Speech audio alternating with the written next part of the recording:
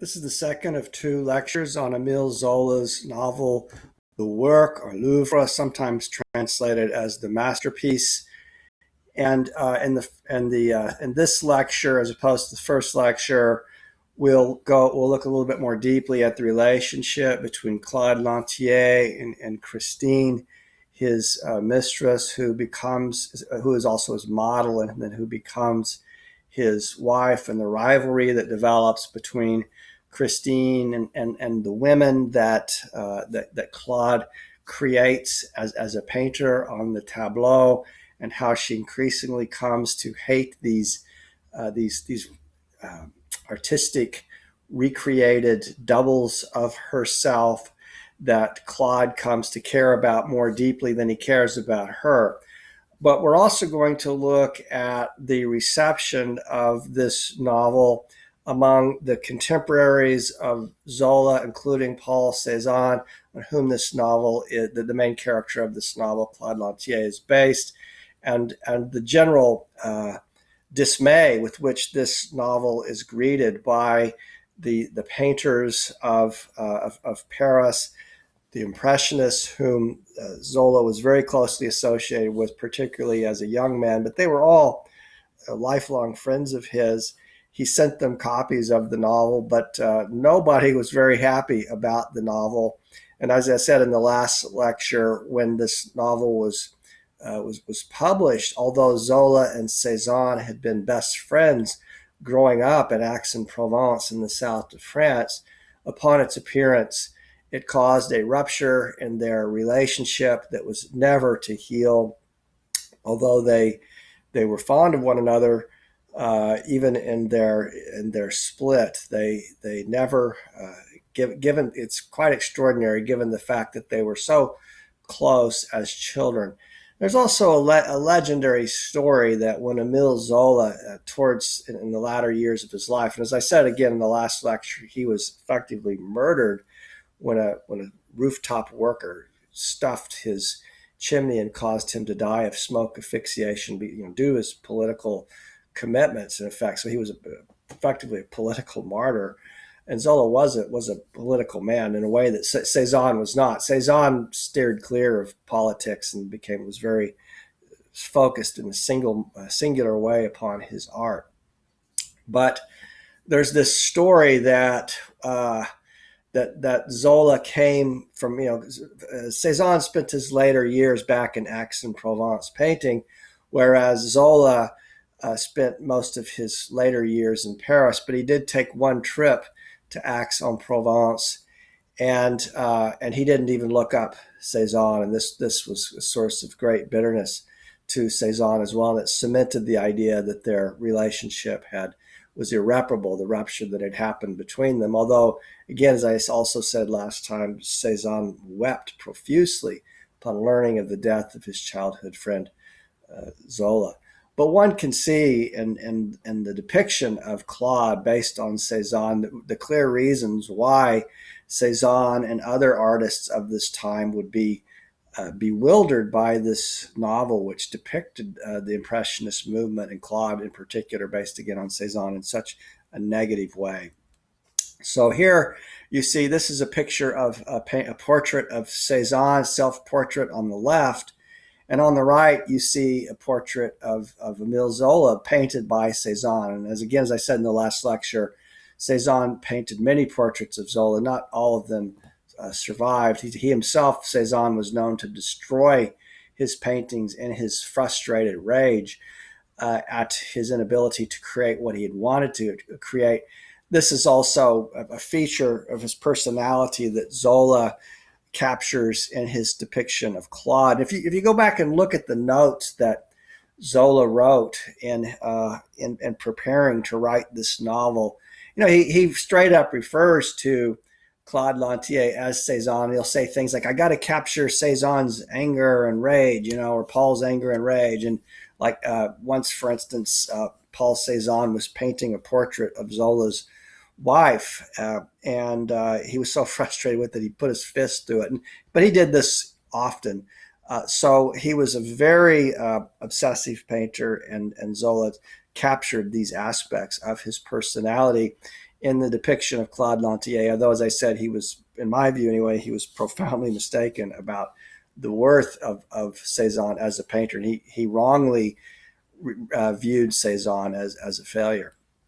Here is our paintings that Cezanne painted of his own wife, Hortense Cezanne. The painting in the red dress is a particularly famous painting of his. He's a wonderful painter with light, and his compositions are quite striking. He painted her very often, much as Claude painted Christine quite often. Cezanne painted Hortense very often as well. Cezanne hid his relationship with Hortense from his father for a very long time.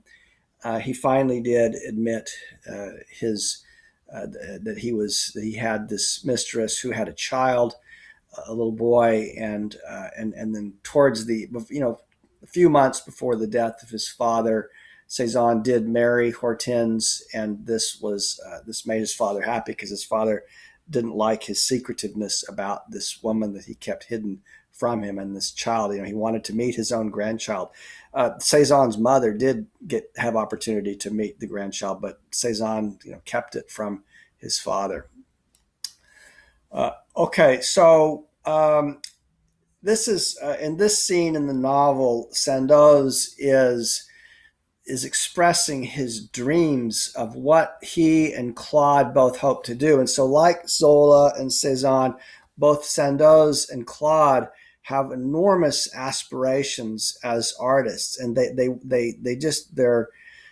want to seize the world and take the world by storm, and they inspire one another in their long conversations of what it is that they hope to achieve, and as artists. And Zola captures a lot of this in the narrative and their discussions, conversations with one another.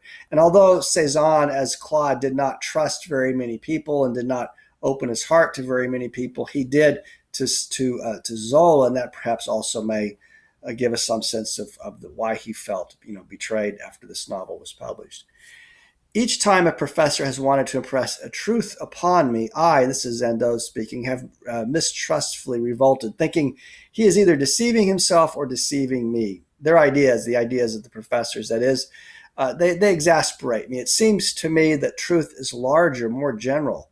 How beautiful it would be if one could devote the whole of one's existence to one single work, into which one would endeavor to put everything, the beasts of the field as well as mankind. In short, a kind of immense arc.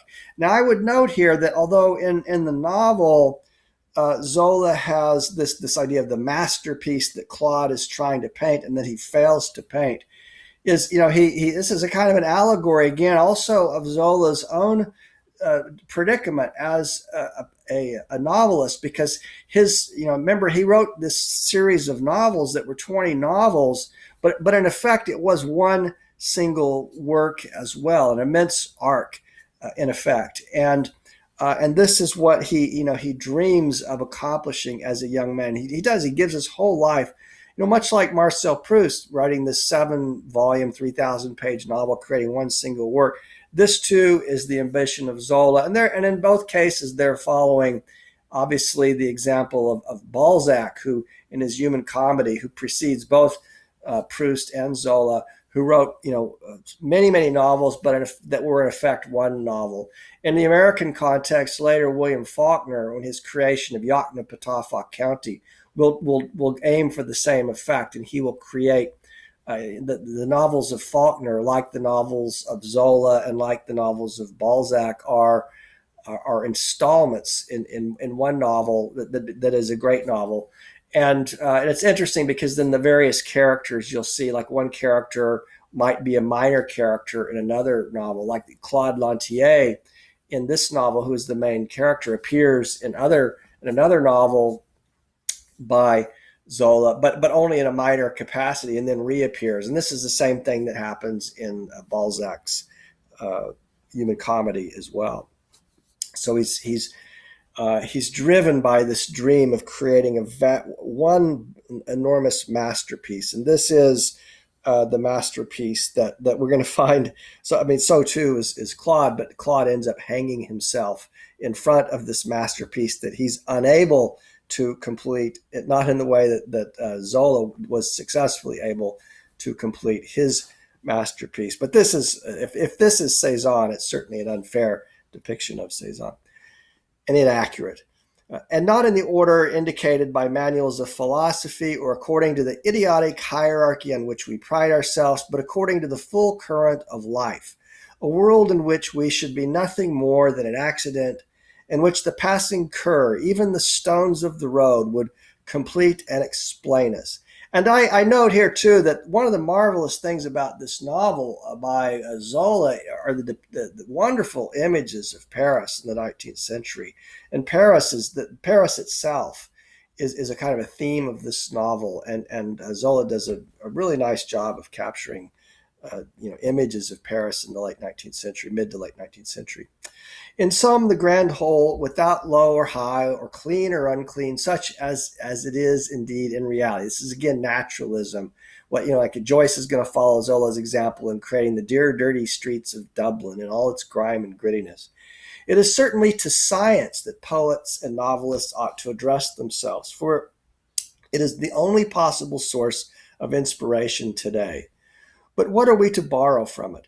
How are we to march in its company? The moment I begin to think about that sort of thing, I feel that I am floundering. If I only knew what a series of books I would hurl at the heads of the crowd. And this is indeed what Zola does, and he takes a very scientific approach. He goes out and systematically studies the context, cultures, people that he's writing about. Although, as we said also in the last lecture, this novel is the exception, because here he's drawing from recollection, from his own personal experience, as opposed to the scientific research that he conducted in the creation of novels like Germinal. To be able to see and paint everything, exclaimed Claude after a long interval. To have miles upon miles of walls to cover, to decorate the railway stations, the markets, the municipal offices, everything that will be built when architects are no longer idiots. So he's echoing, they're reinforcing the views of one another. Their views echo one another, and they inspire one another. Only strong heads and strong muscles will be wanted, for there will be no lack of subjects. Life, such as it is, runs through the streets, the life of the rich and the poor, in the marketplaces, on the race courses, on the boulevards and the populous alleys, and every trade being plied and every passion portrayed in full daylight. And the peasants too, and the beasts of the field and the landscapes, you'll see it all, unless I am a downright brute. My very hands are itching to do it. Yes, the whole of modern life, frescoes as high as the Pantheon, a series of canvases big enough to burst the Louvre. So indeed, you see their ambitions are quite enormous. These are young men who are dreaming of the great art that they will create. Here's a famous allegorical painting of Cezanne in the masterpiece that Claude is unable to paint.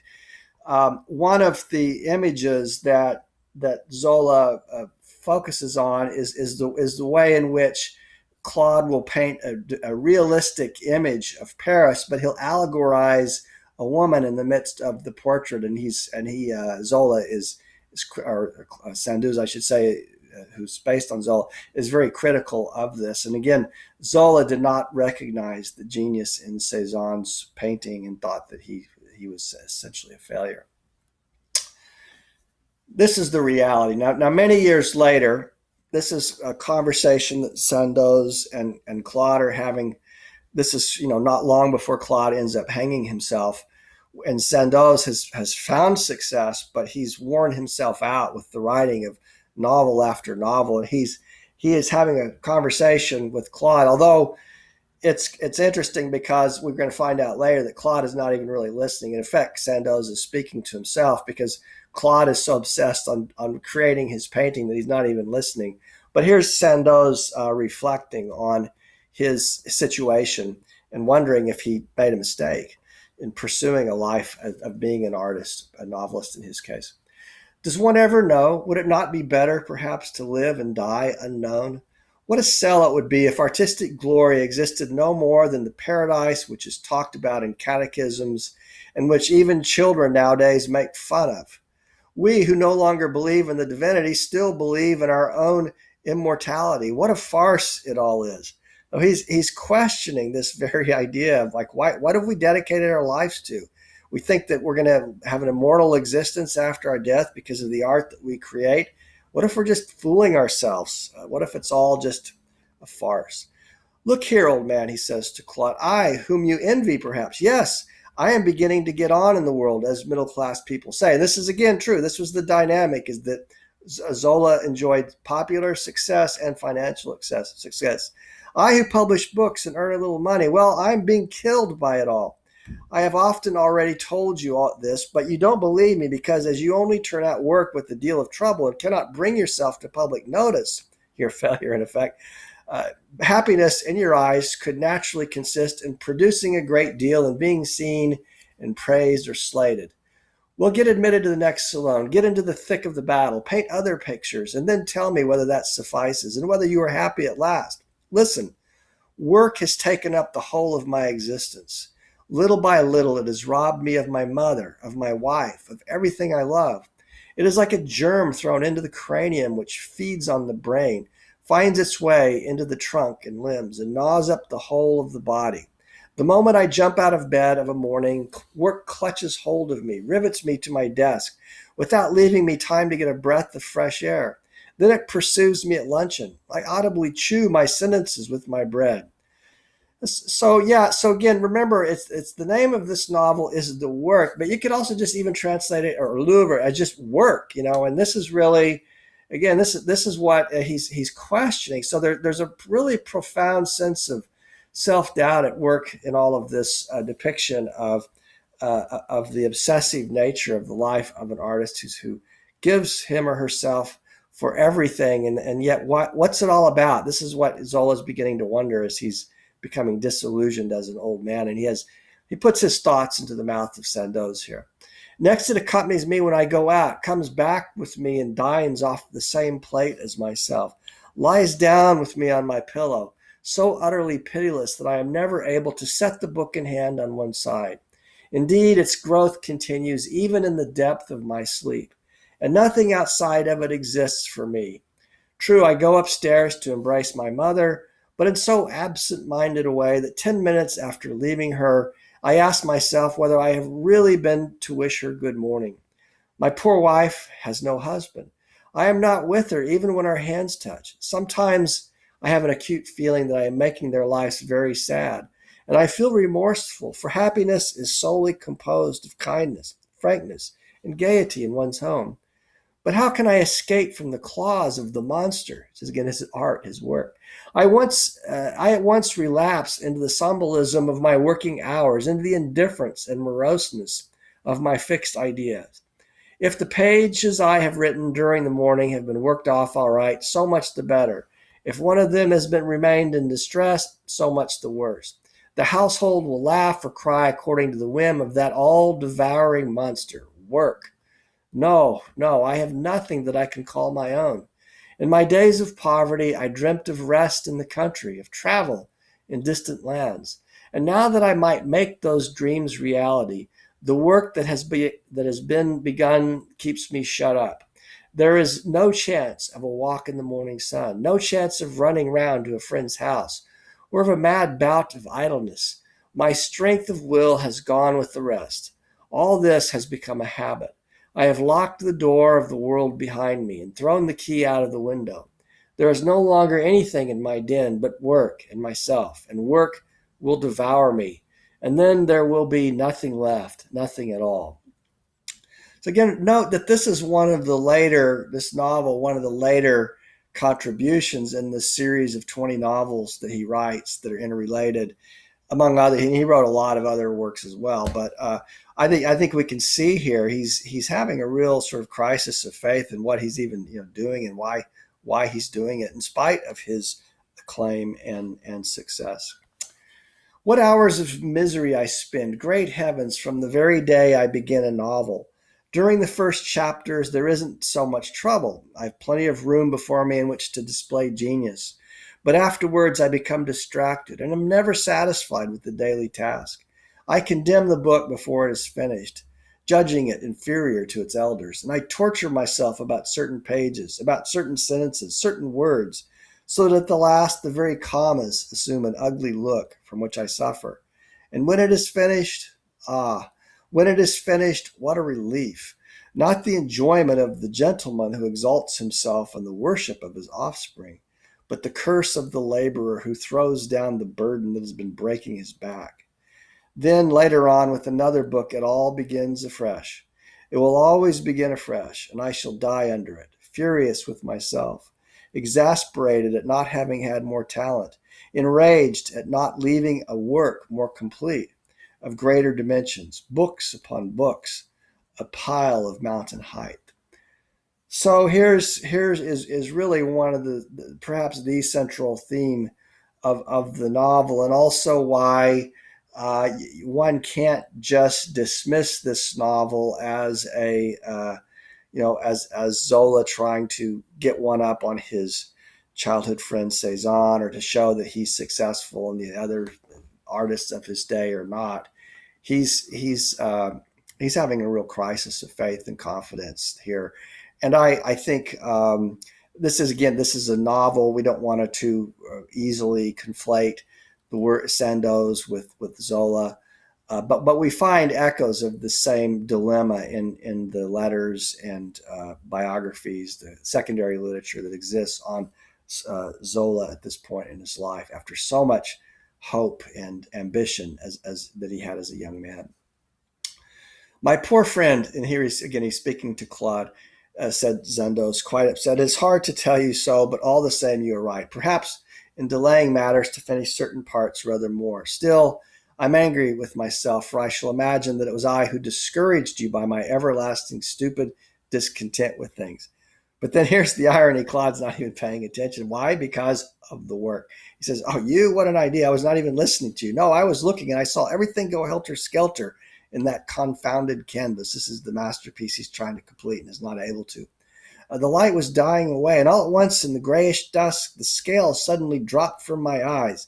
The background alone is pretty. The nude woman is altogether too loud. What's more, she's out of the perpendicular, and her legs are badly drawn. He's like Sandoz. He's just focused on his work. He can't even engage in a conversation anymore, such as his obsession. And again, this has also caused this rift between him and his wife as well, because she feels completely neglected and ignored because of his obsession with his work. Here's a Cezanne painting, which again you see apples, but also maybe gives us a little bit of a sense of the same kind of theme of how death awaits us all, and what is it all for? There's the skull on the table with the still life that Cezanne is painting.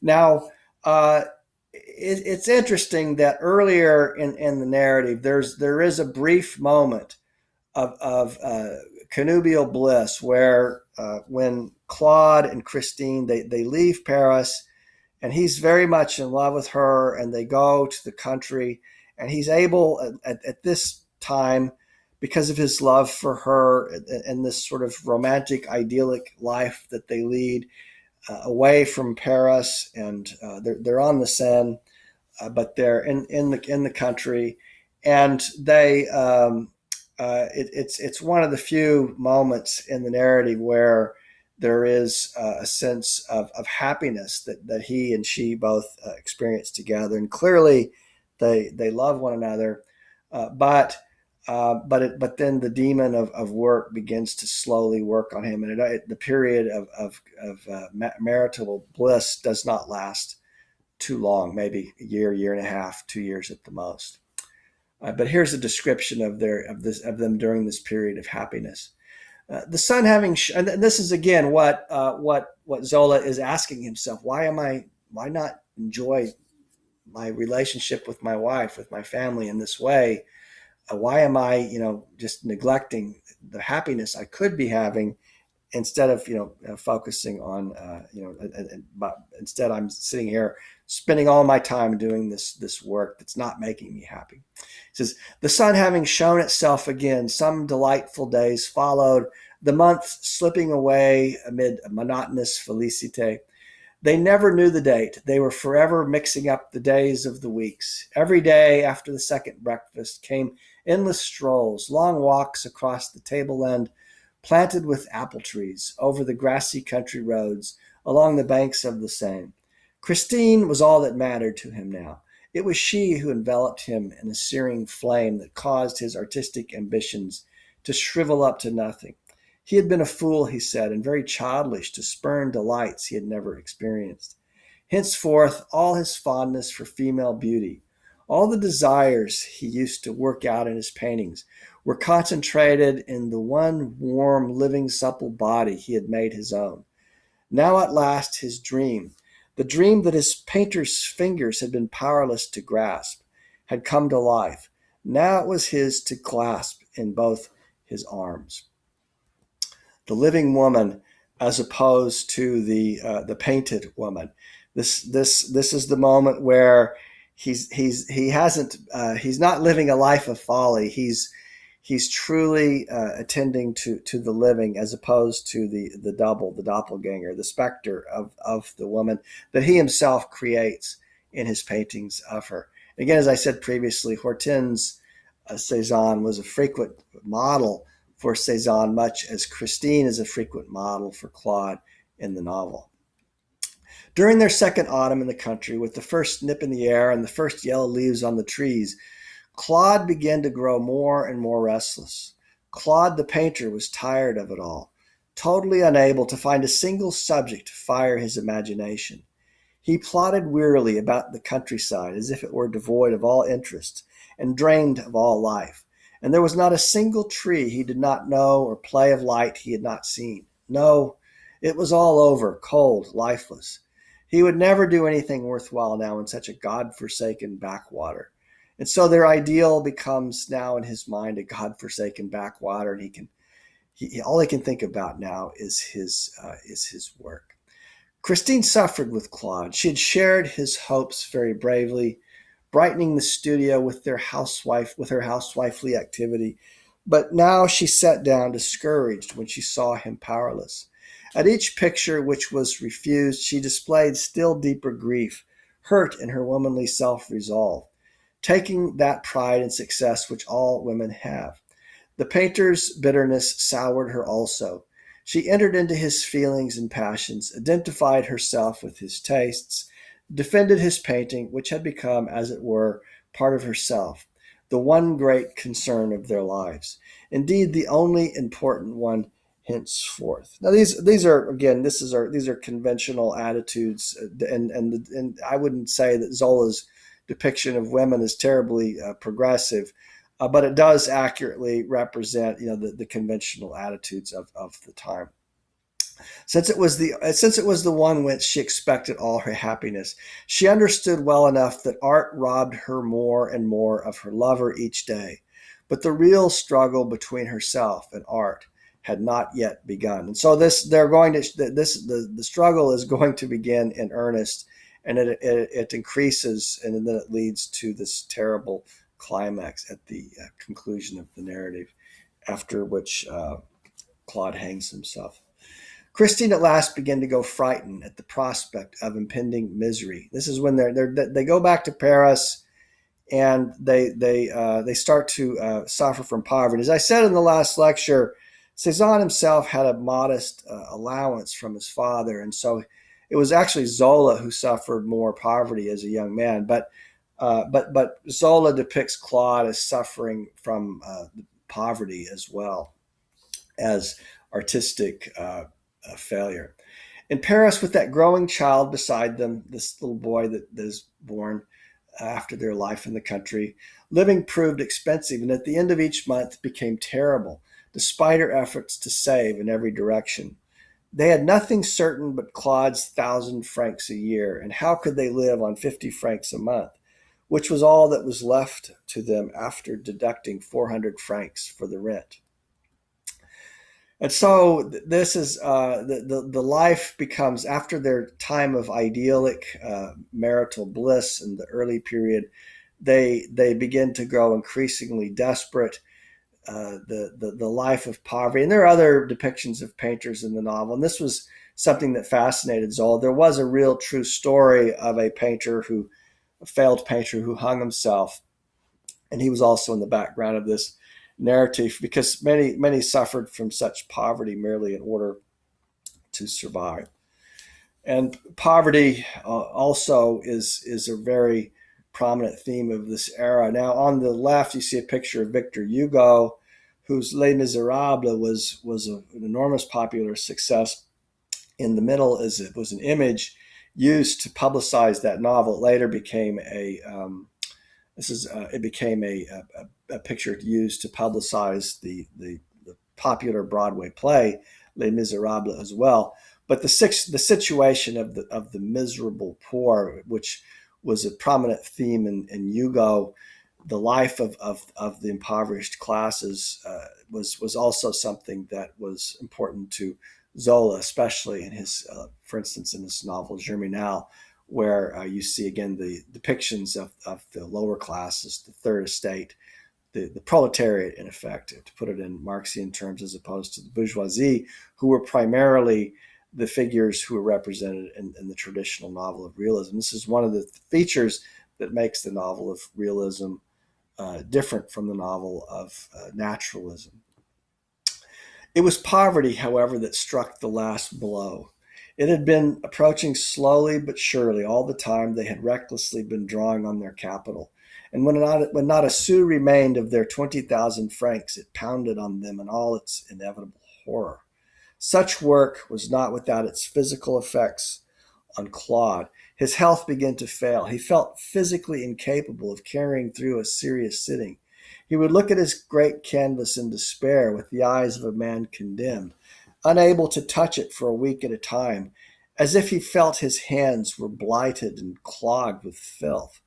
Bread was scarce, and as the winter advanced, the great barracks of the studio grew less and less habitable. Once so industrious in her housework, Christine now hung about the place without even the heart to sweep the floor. Little Jacques was undernourished and sickly. Their meals were reduced to a crust of bread eaten standing up. So their lives spiral even deeper and deeper into misery and poverty, and Claude is never able to realize his dream, but at the same time, he can't give it up. This is the whole purpose of his life, and he treats Christine with increased indifference. Now, Paul Cezanne actually had a child who he also named Paul Cezanne, and in the novel, and I think this was also no doubt a sore point between Cezanne and Zola, is that he has his painter Claude. His son in the narrative, the son of Claude and Christine dies basically of starvation, malnutrition, and Claude paints a picture of the child, and it's a pitiful picture that hangs. He does through the political wrangling of a friend. He gets it somehow hung in the salon of exhibition one year, but it's completely ignored. And this becomes a kind of a metaphor of the pointlessness of this effort of spending all one's life to create what? A modest painting that is ignored and ugly. So he actually kills off the son of Claude, and Zola, as some have commented, he was willing. His writing was so important to him that he was really willing to sacrifice his friendships for his writing. And so in that way, he was perhaps every bit as obsessive as Cezanne and painters like Van Gogh and Gauguin and others. He, at the end of the day, what really mattered was not the friendship, but the art itself, the work. Christine, who for quite a while had not shared Claude's daily work, now once more found herself beside him through his long hours of toil as he's working on this final masterpiece that he's unable to create.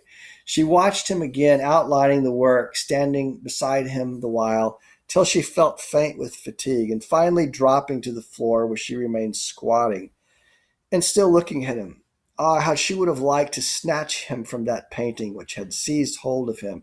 It was for that purpose that she made herself his servant, only too happy to lower herself to a laborer's toil.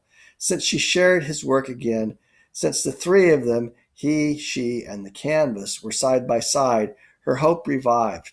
If he had escaped her when she, all alone, cried her eyes out in the Rue de Douai, if he lingered till late in the Rue Torlac, fascinated as by a mistress, perhaps now that she was present, she might regain her hold over him. Ah, painting, painting.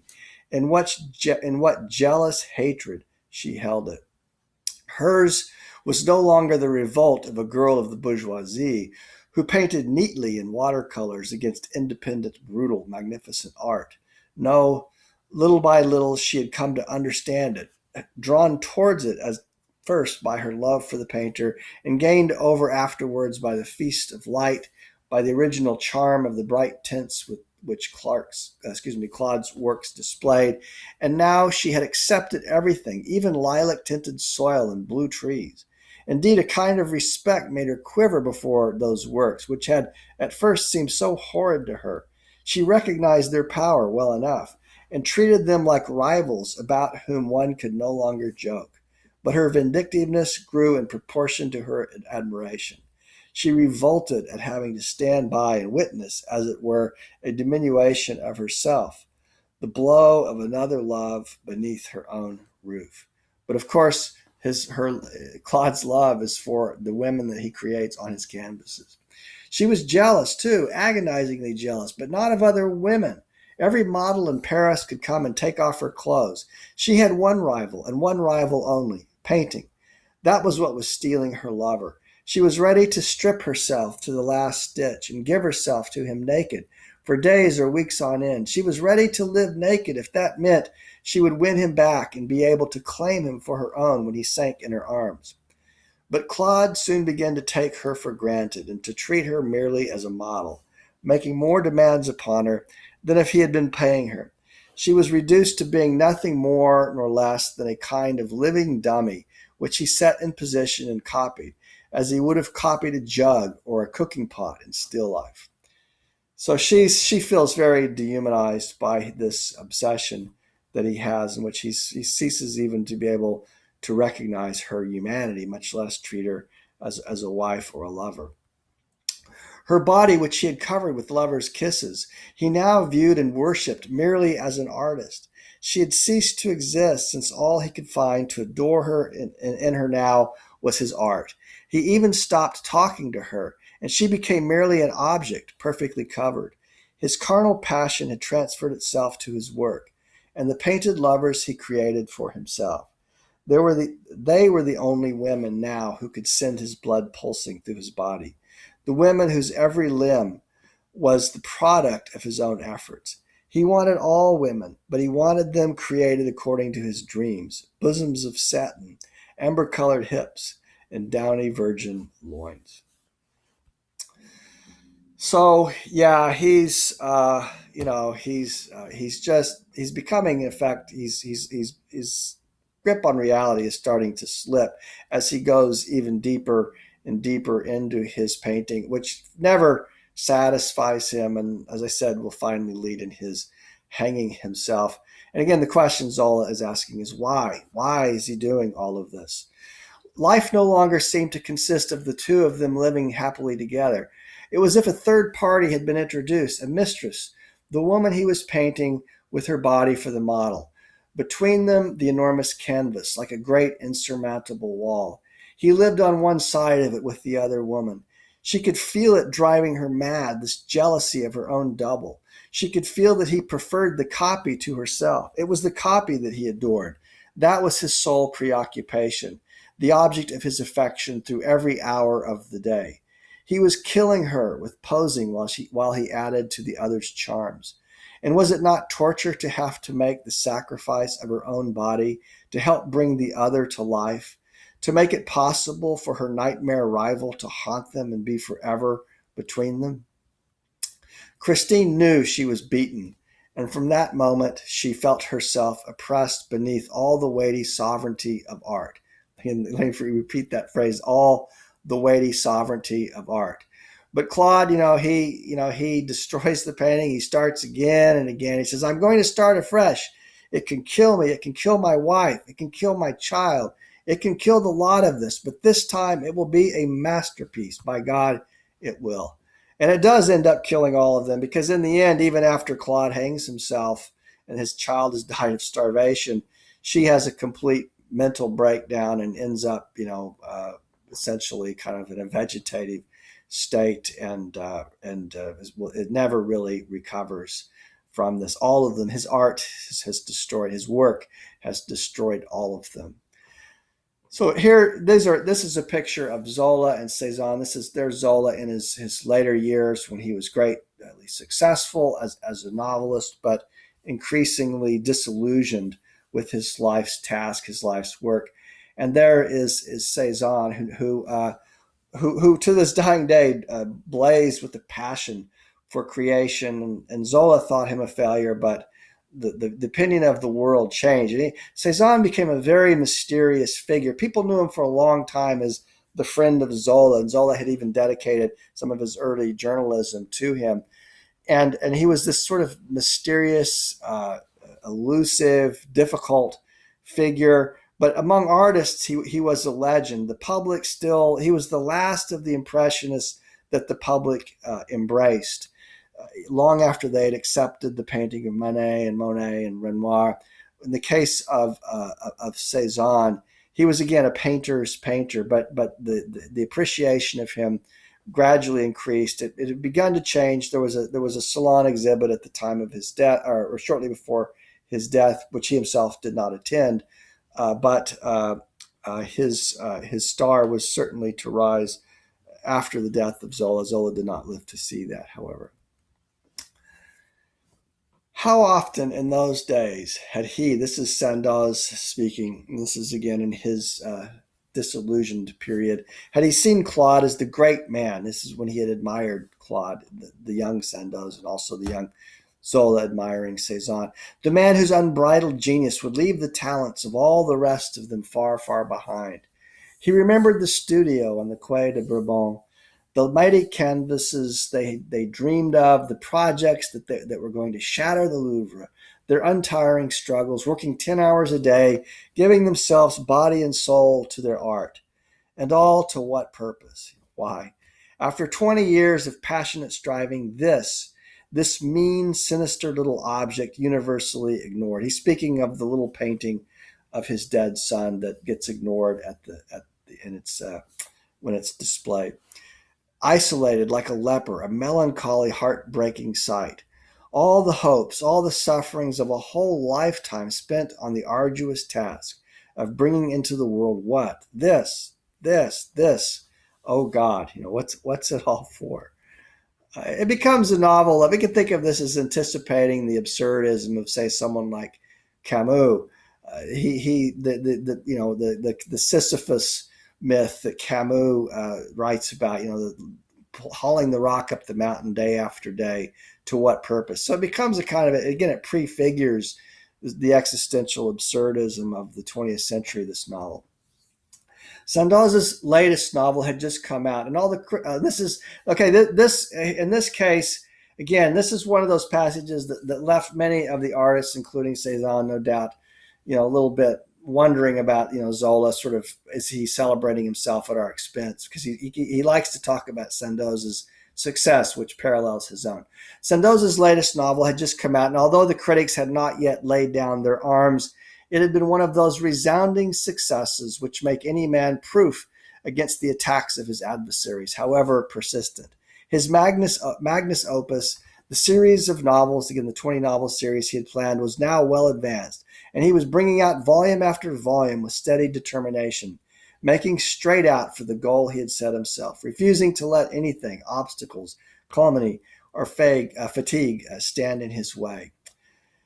Now, whereas he is both, in other words, both Sandoz and Claude Lantier have this great dedication to their work.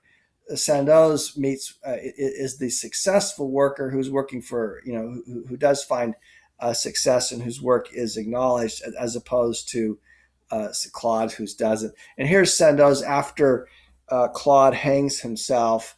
Here is Sandoz philosophically reflecting upon his life as a failed artist. He had a hero's capacity for work. He was a brilliant observer with a brain packed with knowledge and the temperament of a great and gifted artist, and yet he has nothing to show. And his friend affirms, nothing at all, Mongrand affirmed, not a single canvas, nothing, so far as I know, but a few notes and sketches that every artist turns out and are not meant for the public. No doubt about it, the man we're burying today is a dead man, dead in the fullest sense of the word. And he could see why Cezanne would not be particularly happy with this. His trouble was that he was not the man for his own artistic formula, Sandoz said. By that I mean he hadn't quite the genius necessary to establish it on a firm foundation and impose it on the world in the form of some definite work. And now what is there to see for all he's done? Nothing. Nothing but effort being frittered away. Nobody capable of being the master everyone's looking for. And indeed, in the quote that I read in the last lecture, this mirrors almost identically what Zola, the journalist, says in his denunciation of the movement known as Impressionism. He didn't think any of them had achieved any success worthy of note, not like himself in any case. It's remarkable when you look at the paintings of Cezanne today, like this painting of a landscape with the ocean, how he could have so spectacularly failed to appreciate the genius of his childhood friend Cezanne. Here is the letter that Cezanne wrote to Zola after Zola had sent him his a copy of the work, or Louvre. He writes, and what's notable in this letter is that when you read the letters of Cezanne and Zola, they're bosom buddies. I mean, they are so close to one another, and they bare their souls to one another. And here, in this last letter that Cezanne wrote to Zola, it's very cold, very formal, very stiff. He wrote this on April 4th, 1886. My dear Emile, I have just received the Louvre, or the work, which you were good enough to send me. I thank the author of Les Rougon Macquart for this kind token of remembrance. This is the longer 20-volume series of which the work is one installment.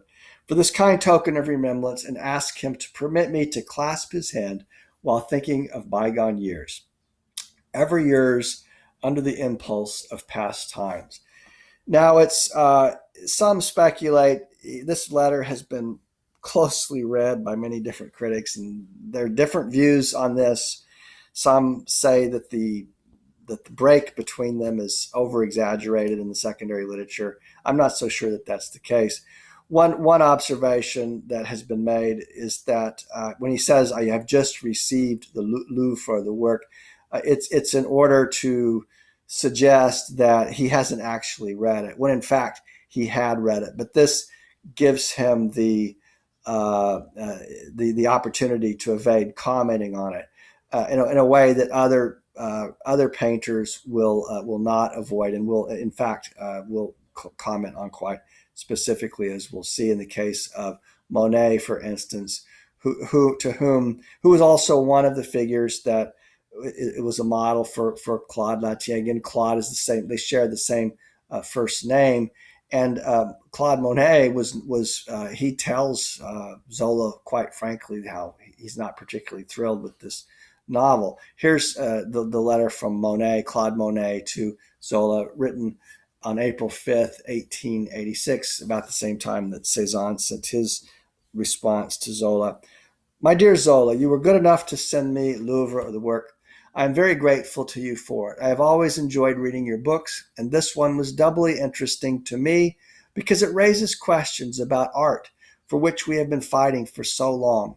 I have just read it, and I am worried and upset, I admit. Forgive me for telling you this. It is not a criticism, but I am afraid that just as we are about to meet with success, our enemies may make use of your book to overwhelm us. And indeed, although Cezanne had not met with success, Monet had, and he's worried, that he said, and he told others He says this is a terrible, unless he was reported to have said in other contexts that people are going to really, this is like a weapon people can use against us, and to show that the movement that we're part of, the Impressionist movement, is all fraud. And so Monet was not happy with it all, and he was polite about it, but he told Zola that he wasn't happy. Renoir also responded to this novel as well. And here's Renoir was reputed to have said, "What a fine book Zola, could have written, not only as an historical record of a very original movement in art, but also as a human document, if in Louvre or the work he had taken the trouble simply to relate what he had seen and heard in our reunions and studios. But fundamentally, Zola did not give a damn about portraying his friends as they really were, that is to say, to their advantage." So this is a very interesting criticism, because what he's saying, in effect, is that Zola, the realist, the naturalistic realist, or the naturalist, is not really a realist at all, because he's not showing his friends as they really were. He's instead promoting a thesis. And this is perhaps why many regard the novel as a kind of a failure, because he, instead of showing life as it really was, which was the goal of naturalistic realism, he seems more interested instead in promoting his own theories and prejudices about the art of his day. It's just that he shifted from his more supportive view when he was in his mid-20s to now, 30 years later, he's become jaded. Vincent van Gogh also had a very interesting response to this novel as well. And here's what Van Gogh said.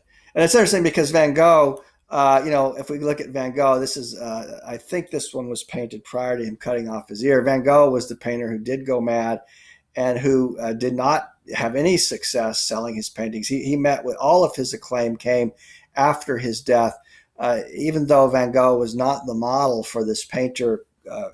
In some ways, his plight was more similar to Claude Lantier's, in that he actually ended up killing himself, as did Claude Lantier.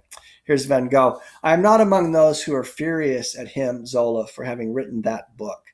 Though through it, I am learning to know Zola. I am learning to know his weak side, to realize that his knowledge of the art of painting is insufficient, that it is, in this particular case, prejudice instead of a fair judgment.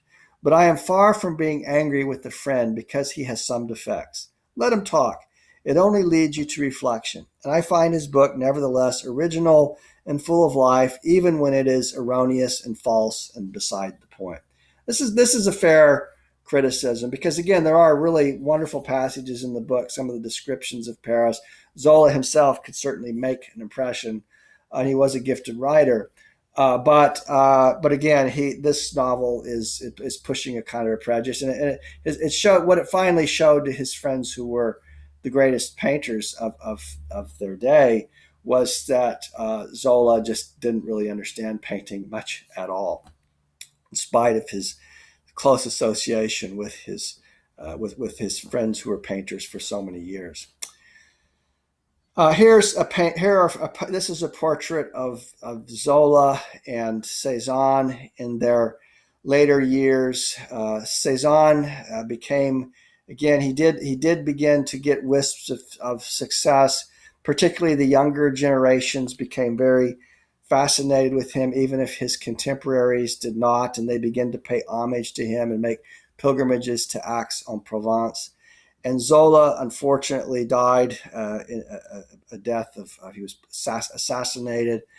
And what's tragic about this story is that these two friends never really reconciled, and it's kind of a shame that they were not able to, because they clearly, even after their rupture, cared very deeply for one another as brothers. And it's also, I think it's interesting that two young boys could grow into be such great artists, each in their own way. And again, the probability of that happening is pretty slim, but in this case, it did happen. And this was a wonderful moment of the flowering of the arts in France. It was indeed a period of great activity artistic activity and exploration.